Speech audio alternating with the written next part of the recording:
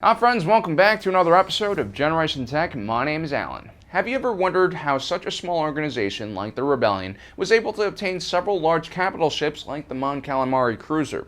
These large vessels were so powerful that they were able to go toe-to-toe with an Imperial-class Star Destroyer. How was the Rebellion able to fund such a large construction, and how did they do it without the Empire noticing? There have been several legends about how exactly the Rebellion obtained their fleet, but now a new canon Star Wars comic has explained everything.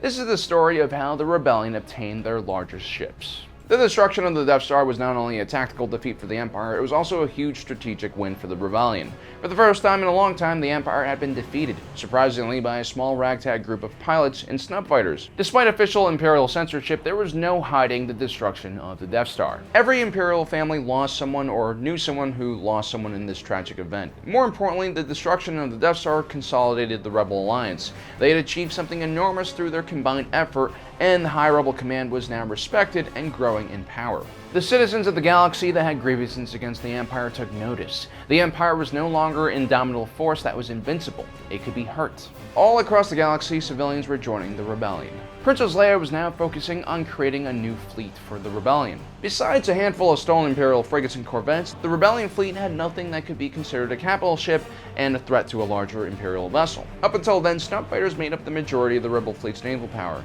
While effective at cut-and-run attacks, the Rebellion's small fleet wasn't able to trade shots with an Imperial-class Star Destroyer for long. At the Battle of Scarif, the entire fleet was barely powerful enough to take on two Imperial-class Star Destroyers, and they had only succeeded thanks to Admiral Raddus's quick thinking. And they lost their admiral along with their larger ship, a MC-75 Star Cruiser called the Profundity.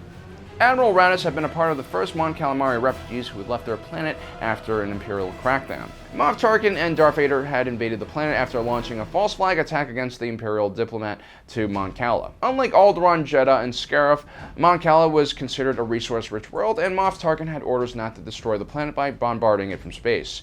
They would need to carry out a costly invasion instead. Admiral Raddus, King Lee Char, and Commander Gail Akbar had rallied the Mon Cala and Corns to defend the planet, holding the Imperials on the surface so the civilian populace could escape to below the waves. Before their forces were completely overrun, the Mon Cala flooded the planet, taking out all of their above-sea outposts along with any invading Imperial forces. Despite their heroic effort, the Mon Cala forces were defeated and King Lee Char was captured by the Empire and locked away. Akbar and Raddus escaped on the Profundity and joined the Rebellion. And now, almost 20 years later, Princess Leia was back on Mon Cala. Although the planet had suffered greatly under Imperial rule, the Mon Cala merchant fleet was still intact, and it contained some of the most powerful non-Imperial ships still left in the galaxy. Leia knew it was crucial to convince the Mon Cala to join the Rebellion. The rebels were introduced to Admiral Yurtia, regent of the Mon Calamari and warden of the King in Exile.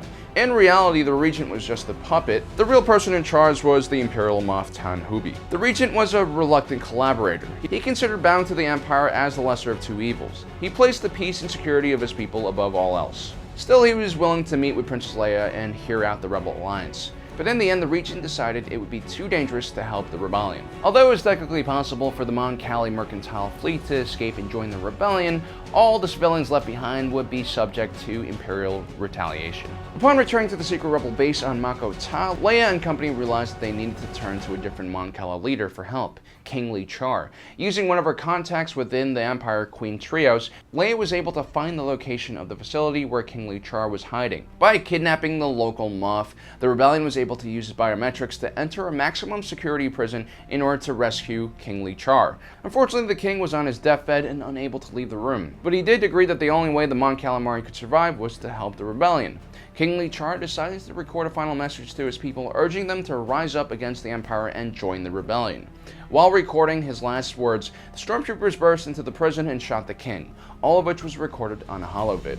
Upon returning to Mon Cala, the regent takes the message and decides to broadcast it to the entire populace of Mon Cala. Quickly, the Mon Calamari sailors in the mercantile fleet overthrew the small Imperial picket forces stationed on their ships and prepared to escape the planet.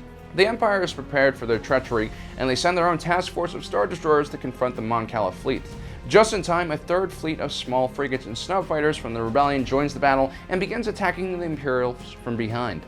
Still, the Imperial blockade refuses to move, so Admiral Akbar pulls off a classic rebel move and orders the Star Cruiser Aurora Flare to ram the blockade. Its hull was full of coaxium, one of the most potent fuels in the entire galaxy, and when it struck the lead Imperial ship, it blew a giant hole in the blockade, allowing the rest of the fleet to escape. All in all, the Rebellion was able to save 12 Mon Calamari ships and outfit them with entire fighter wings. For the first time in the war, the Rebellion had a fleet that could go up against the mighty Empire.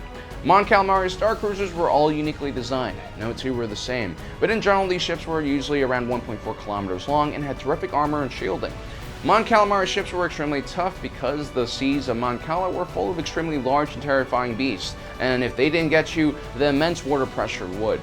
And actually, a lot of the original Mon Calamari Star Cruisers were municipal buildings that were repurposed for space flights. As the war went on and more rebels joined the cause, naval battles between the Empire and the Rebellion became more conventional as well.